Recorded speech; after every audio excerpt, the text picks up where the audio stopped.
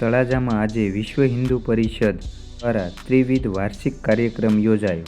વધુ વિગત સાથે જો વાત કરવામાં આવે તો આજે તારીખ 23/12/2024ને રોજ ભાવનગર જિલ્લા ગ્રામ્ય કક્ષાનો ત્રિવિધ કાર્યક્રમ તળાજાના વ્યાયામશાળા ખાતે યોજવામાં આવ્યો હતો।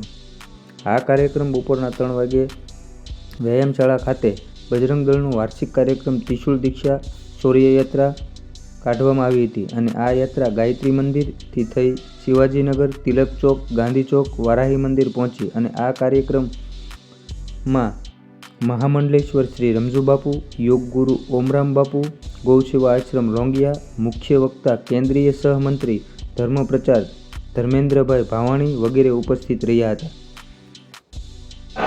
જય જય શ્રી રામ।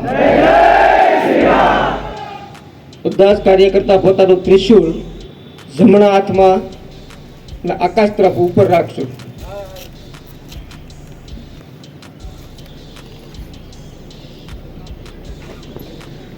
હું અહીંથી શપથ બોલીશ એ તમારે દોહરાવાનું।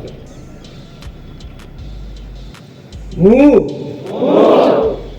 हनुमान जी महाराज तथा अपने